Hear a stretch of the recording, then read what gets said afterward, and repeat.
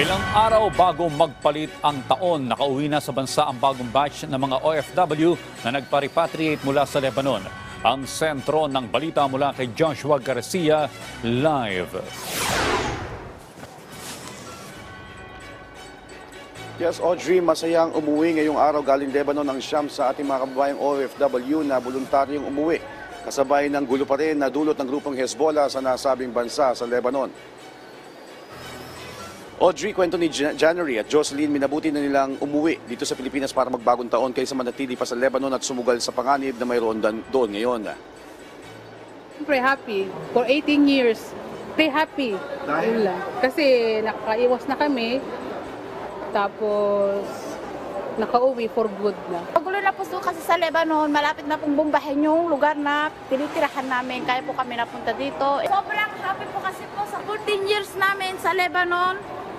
Hindi ko po nakasama ang aking mga magulang sa Christmas and New Year's. Ngayon lang po. Audrey, sinalubong ng Department of Migrant Workers ng ika-20 batch na kinabibilangan ng siyam na OFW na may kasama 5 mga bata. Ayon kay Department of Migrant Workers Assistant Secretary Venecio Legaspi, titiyakin ng kanilang mga ahensya na maaalalayan ang mga ito hanggang sa makauwi sa kanilang mga tahanan at pamilya. Patuloy po ang suporta ng ating pamahalaan base po sa direktiba ng ating Pangulo na itong mga kasama natin na umuwi na apektado po ng Israel at saka Hamas conflict na suportahan.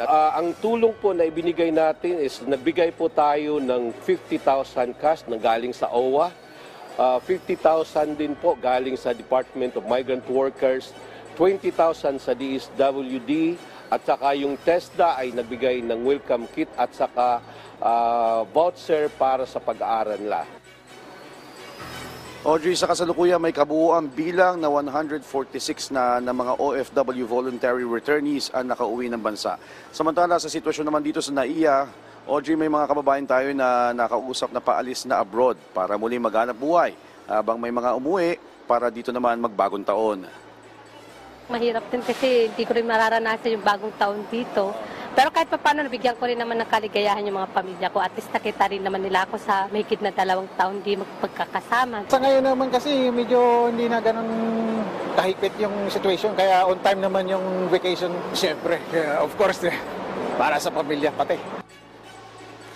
Audrey, bagyang bumaba ang bilang ng dagsa ng tao dito sa Terminals 1 hanggang 4. Pinakamataas ang kanila naitala na 145,112 na foot traffic noong December 23 bago magbisperas ng Pasko.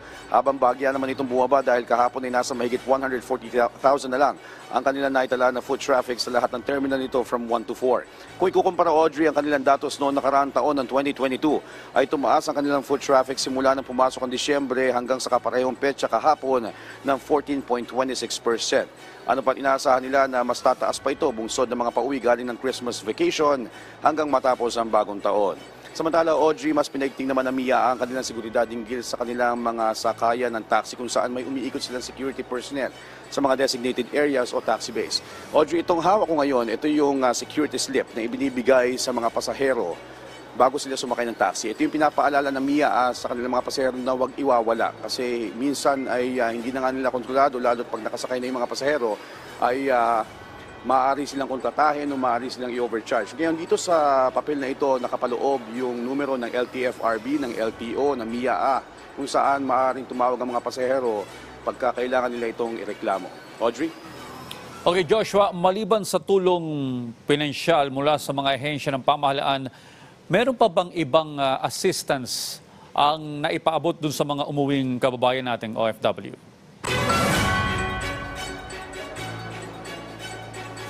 Yes, Audrey, tama ka dyan. Maliban doon sa financial assistance na ibinigay ng iba't ibang ahensya ng pamahalaan, ay may ipinaabot din na libreng plane ticket o pamasahe para doon sa mga uuwi sa mga malalayong probinsya gaya sa Mindanao. Gayon din libreng accommodation para naman doon sa ilan na pansamantala mananatili dito sa Metro Manila. Audrey? Maraming salamat, Joshua Garcia.